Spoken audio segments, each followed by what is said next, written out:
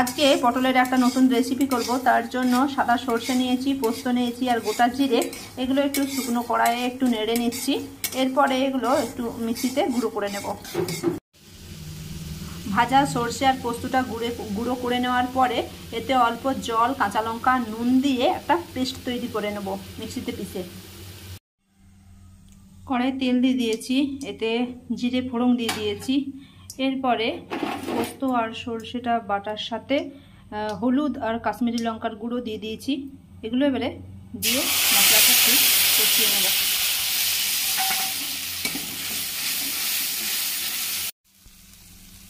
মশলাটা কষানো হয়ে গেছে, তেল ছেড়ে দিয়েছে। এরপরে এতে জল দিয়ে দেব। এর সাথে আগের থেকে ভেজে রাখা নুন হলুদ দিয়ে ভেজে রাখা পটল আর আলু সেগুলো দিয়ে দেবো।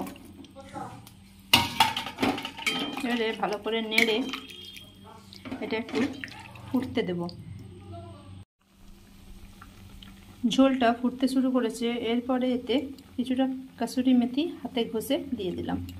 এবার একটু 5 মিনিট ফুটিয়ে নেব আগে।